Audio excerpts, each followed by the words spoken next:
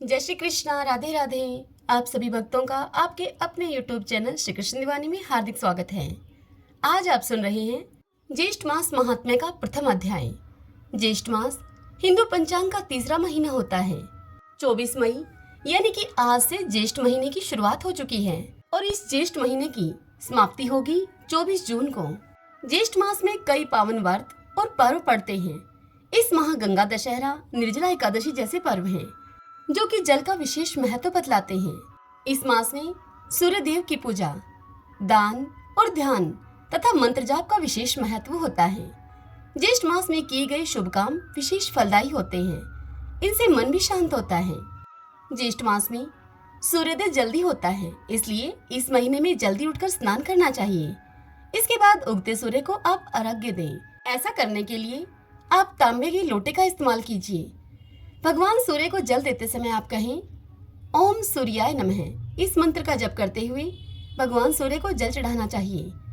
इस बात का विशेष ध्यान रखें कि जल चढ़ाते समय सूर्य को सीधे नहीं देखना चाहिए। तांबे के लोटे से जो गिरती हुई धाराएं होती हैं पानी की, उन्हीं में से ही आप सूर्यदेव के दर्शन करें। ज्येष्ठ मास में हर एक दिन घर के मंदिर में पूजा पाठ करनी चाहिए। अपने इष्ट देव के मंत्रों का जाप करें। खासतौर से शिव जी के लिए ओम नमः शिवाय या फिर श्री शिवाय नमस्तुभ्यम। विष्णु जी के लिए ओम नमो भगवते वासुदेवाय। श्री कृष्ण भगवान के लिए कृम कृष्णाय नमः। हनुमान जी के लिए श्री राम दूताय नमः और देवी माँ दुर्गा के लिए दुम दुर्गाय नमः। इन मंत्रों का आप जप कर सकते हैं। ज्येष्ठ मास में मंत्र जाप करने के पश्चात घर के मंदिर में बैठकर कुछ देर के लिए ध्यान भी करना चाहिए। दोनों आंखों को बंद करके अपना ध्यान दोनों बाहों के बीच में आज्ञा चक्र पर लगाएं। इस दौरान सांस की गति सामान्य और मन को एकाग्र रखें। ध्यान करते समय अपने मन को इधर उधर न भटकने दें। देखिए भक्तजनों, ज्येष्ठ मास में दान करने का विशेष महत्व होता है। गर्मी के दिनों में जल का दान जरूर करना चाहिए। इस माह जरूरतमंद लोगों को धन और अनाज का दान करना चाहिए। जूते, चप्पल, छाया, कपड़े और छाते का दान भी कर सकते हैं। इस महीने जल से भरे हुए मटके का दान बहुत ही शुभकारी होता है। ज्येष्ठ मास में आप कम से कम एक बार किसी तीर्थ यात्रा पर जरूर जाएं। ऐसी जगह जाएं जहां पर जाकर गर्मी से आपको राहत मिले। तीर्थ यात्रा पर जाने से मन में शांति आती है और पुण्य भी मिलता है। इस मास में श्री राम भगत हनुमान का श्री राम जी से मिलन हुआ था, इसलिए इस मास में ज्येष्ठ मास महात्म्य के साथ साथ भगवान श्री राम और हनुमान जी के मिलन की कथाओं का भी श्रवण करना चाहिए। तो ये बात ध्यान में रखते हुए ज्येष्ठ मास महात्म्य की कथा के साथ एक कथा हम भगवान श्री राम और हनुमान के मिलन की भी सुनेंगे। सभी बोलिए विष्णु भगवान की जय, हनुमान प्रभु सिया राम की जय। ओम त्रिविक्रमाय नमो नमः। एक बार ऋषियों की सभा में सभी ऋषि मुनि एक स्वर में स्कंद जी से बोले कि हे षडानंद, हम लोगों ने विस्तार पूर्वक वैशाख मास का महात्मा भली भांति आपसे सुना, किंतु हे कार्तिकेय, फिर भी हमारे मन को तृप्ति नहीं हुई। इसलिए अब आप हम सबको संतुष्ट करने वाला ज्येष्ठ मास का महात्म्य कृपा पूर्वक कहिए, जिसके द्वारा सुनने वालों के पाप नाश हो सके। इस ज्येष्ठ मास का देवता कौन है? इस मास के सेवन करने से क्या फल मिलता है और इस मास की सेवन की क्या विधि है? कृपा पूर्वक आप हमसे यह सब वार्ता कहें। ऋषियों की इस बात को सुनकर स्कंद जी अर्थात कार्तिकेय जी ऋषियों से कहने लगे कि हे ऋषियों, आप लोगों ने लोक उपकार के लिए अत्यंत उचित प्रश्न किया है। अब मैं आप सबके समक्ष ज्येष्ठ मास के महात्म्य को कहता हूँ। हे ऋषियों, जिस प्रकार समस्त देवताओं से श्री विष्णु बड़े हैं, प्रशंसा के लायक हैं, प्रजा के पालन करता है, उसी प्रकार से ज्येष्ठ मास के सभी दिन श्रेष्ठ हैं, पर्व के समान हैं। इसीलिए यह मास सब लोकों में श्रेष्ठ माना गया है। इस मास में शौच आदि से निवृत्त होकर प्रातःकाल स्नान करना चाहिए।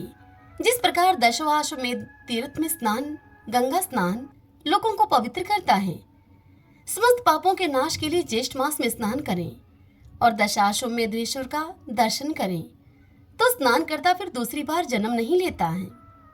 इस मास के दिवस पुण्यतम और धर्मयुक्त हैं। जिस ज्येष्ठ मास में पापनाशिनी और सुंदर स्तोत्र वाहिनी गंगा अवतीर्ण हुई थी, ज्येष्ठ मास की सभी तिथियों में अधिक पुण्य देने वाली दशमी तिथि 10 प्रकार के पापों का नाश करने वाली है। उस दिन स्नान और दान अवश्य करना चाहिए। ज्येष्ठ मास में जल पूर्ण घट का दान, जलदान, तालपत्र अर्थात व्यंजन का दान, चंदन का दान, छत्रदान और जूता दान भगवान के प्रीत्यर्थ करना चाहिए। जूता दान करते समय यह बोलें, कहें कि हे केशव, कांटों और कंकड़ों से रक्षा करने के निमित्त मैं जूता दान करूंगा, जो कि सभी स्थानों में सुख देने वाला है। इस प्रकार जूता दान करने से आप मुझे शांति प्रदान करें। छत्रदान करने का मंत्र कुछ इस प्रकार है। छत्रदान करते समय कहें कि हे केशव, हे प्रभु, इस लोक और परलोक में धूप से आप मेरी रक्षा करें।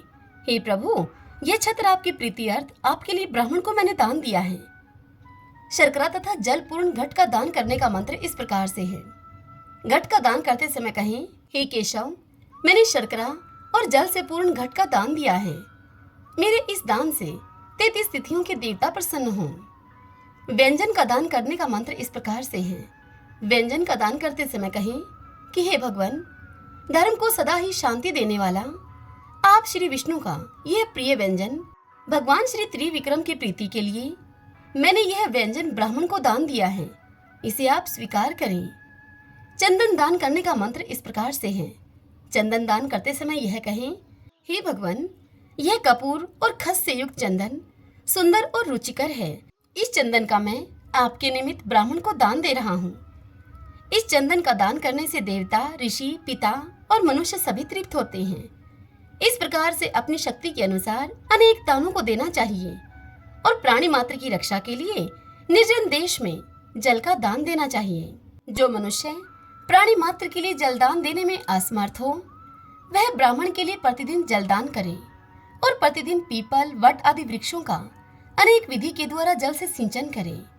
जलदान से अधिक श्रेष्ठ दान न तो हुआ है और न ही होगा, इसलिए सभी उपायों से जलदान का विधान विशेष बताया गया है। जो भी मनुष्य मोहवश ज्येष्ठ मास में जलदान नहीं करता, वह घोर नरक की यातनाओं को भोगकर पुनः इस पृथ्वी पर आकर चातक की योनि में जन्म लेता है। चातक पपीही को कहा जाता है। स्कंद जी ऋषियों से इतना कहकर उनसे आगे कहते हैं, अब मैं आपसे इसी विषय में एक प्राचीन इतिहास कहता हूँ। पूर्व काल में त्रेता युग के अंत में महिष्मतिपुरी में वेद वेदांग का पारंगत धर्मात्मा सुमंतु नाम का एक श्रेष्ठ ब्राह्मण रहा करता था। उस ब्राह्मण की गुणवती नाम वाली स्त्री और देव शर्मा नाम का एक पुत्र था। सुमंतु नाम वाला वह ब्राह्मण सदैव ही देवता पूजन में निरत रहा करता था। अतिथि प्रिय था वह। किसी समय दैवयोग से वह समिधा लेने के लिए वन में गया। वन में जाने पर वह ब्राह्मण प्रतप्त सूर्य की तेज किरणों से और तृषा से अत्यंत ही व्याकुल हो गया।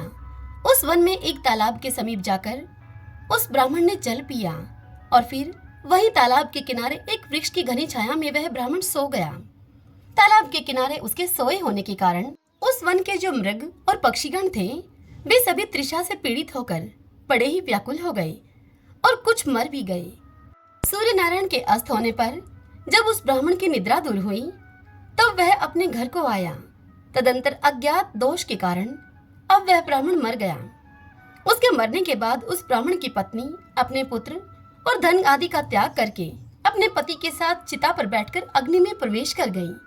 उसी अज्ञात कर्म दोष के फलस्वरूप अनेक नरकों की यातना भोगने के बाद पुनः अपनी स्त्री के साथ वह ब्राह्मण सुमंतु चातक की योनि में आकर अत्यधिक दुखी हो गया।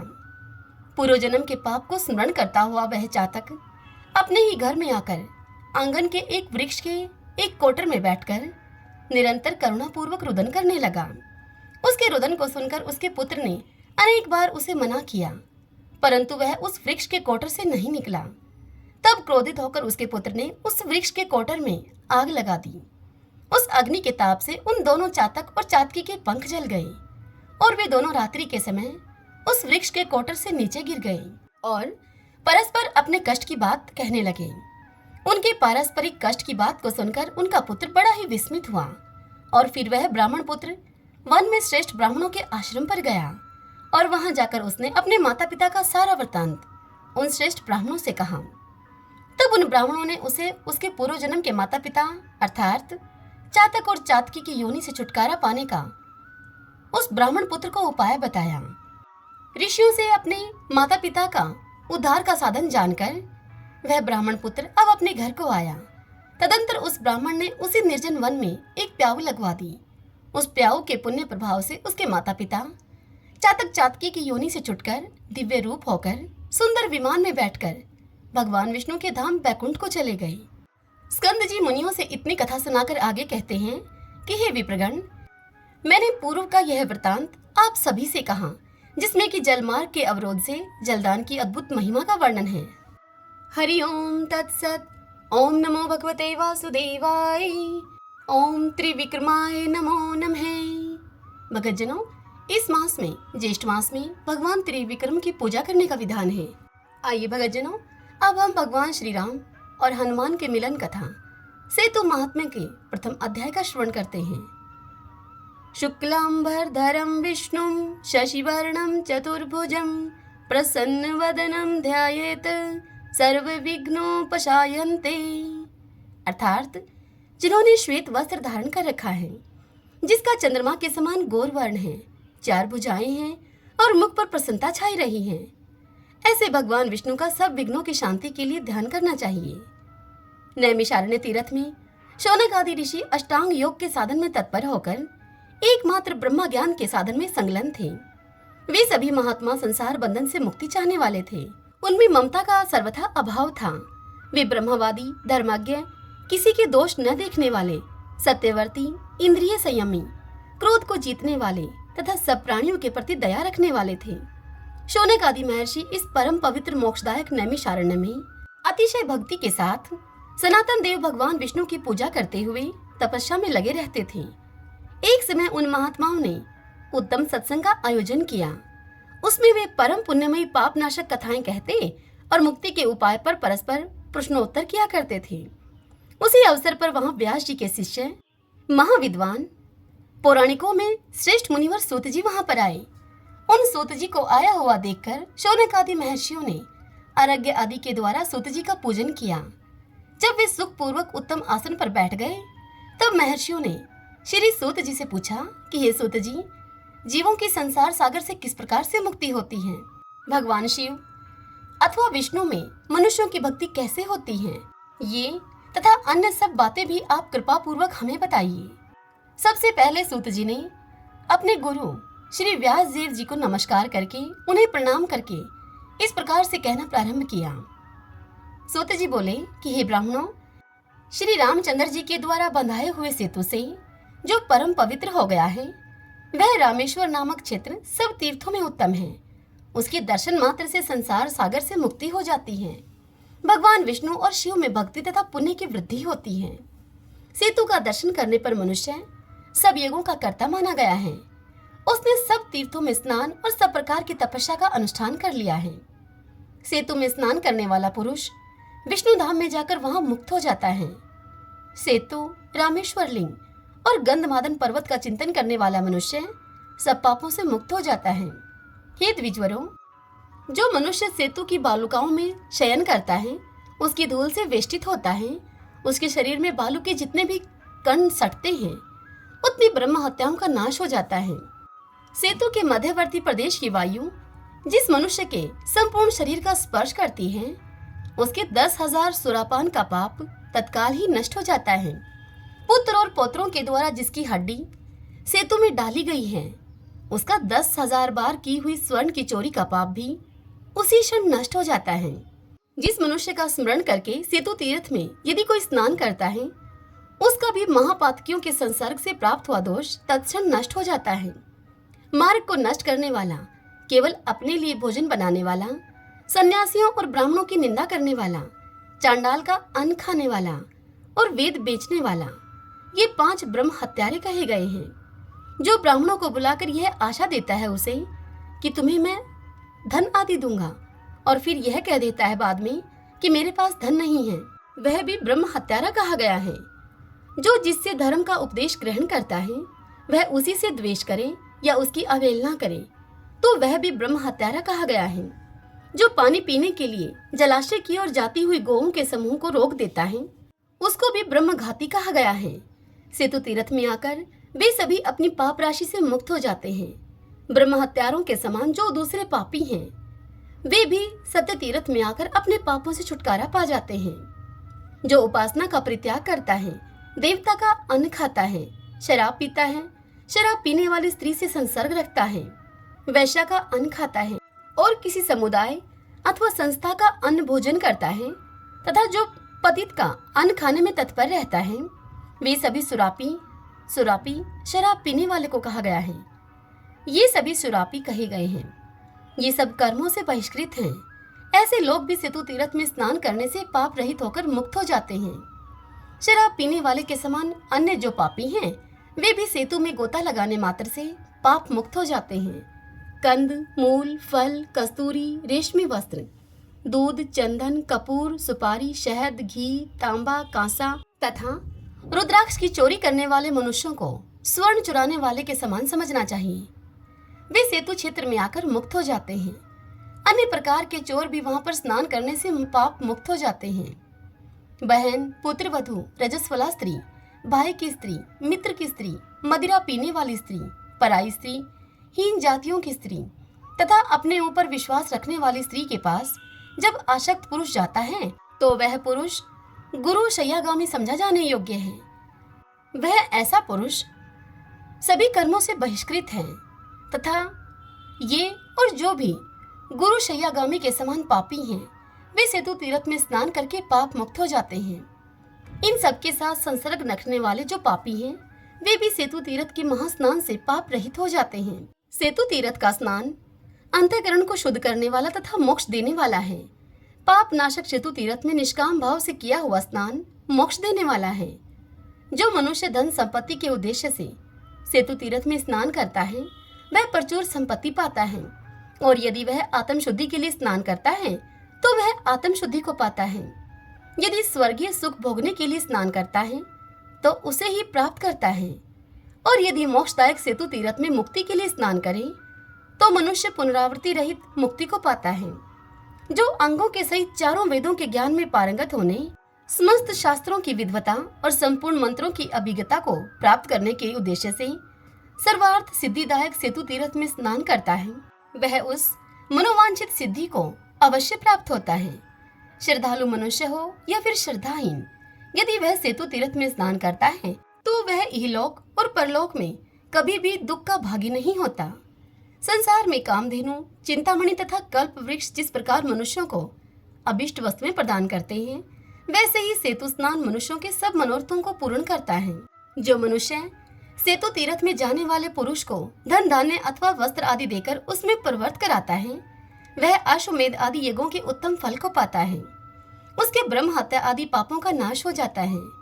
जो मनुष्य मैं सेतु तीर्थ में जाऊंगा ऐसा कहकर दूसरों से धन लेता है और धन लेकर लोभवश वहां नहीं जाता, उसको ब्रह्मघाती कहते हैं। जो संपन्न होकर भी दरिद्र की भांति सेतु तीर्थ में जाने के लिए लोभवश धन की याचना करता है, उसे विद्वानों ने चोर कहा है। जिस किसी उपाय से हो सके मनुष्य प्रसन्नता पूर्वक सेतु तीर्थ की यात्रा करे, जो वहां तक जाने में असमर्थ हो तो वह मनुष्य ब्राह्मण को दक्षिणा देकर उससे वहां की यात्रा करवावे। सूत जी की इतनी बात सुनकर ऋषियों ने सूत जी से पूछा, हे महाभाग सूत जी, अनायास ही सब कार्य करने वाले श्री रामचंद्र जी ने अगाध समुद्र में किस प्रकार से सेतु बांधा? सेतु तीर्थ में एवं गंधमादन पर्वत पर कितने तीर्थ हैं? यह सब हमें बताइए। तब श्री सूत जी ने उनसे कहा, हे मुनिवरों, पिता की आज्ञा से भगवान श्री राम सीता जी और लक्ष्मण के साथ दंडकारण्य के अंतर्गत पंचवटी में एकाग्रचित होकर वहां निवास करते थे। वहां पर रहते हुए महात्मा रघुनाथ जी की पत्नी सीता को मारीच द्वारा छल करके रावण ने हर लिया। दशरथ नंदन श्री राम उस वन में अपनी पत्नी सीता की खोज करते हुए किशिकंधा में पंपा सरोवर के तट पर गए। वहां उन्हें कई वानर दिखाई दिए। उस वानर ने निकट आकर श्री रामचंद्र जी से पूछा कि आप कौन हैं? तब उन्होंने अपना सब वृत्तांत प्रारंभ से ही उनको कह सुनाया। तत्पश्चात श्री राम ने भी उस वानर से पूछा कि तुम कौन हो? तब उसने महात्मा राघवेंद्र को अपना परिचय इस प्रकार से दिया। हरि ओम तत्सत। ओम नमो भगवते वासुदेवाय। जय सिया राम। भगतजनों, आज की यह कथा यहीं पर पूर्ण हुई। इससे आगे की कथा कल हम अगले अध्याय में सुनेंगे। आज की यह कथा आप सबको कैसी लगी? इस वीडियो को लाइक करके कमेंट बॉक्स में ओम नमो भगवते वासुदेवाय लिखकर आप मुझे अवश्य बताइए। हरे कृष्णा।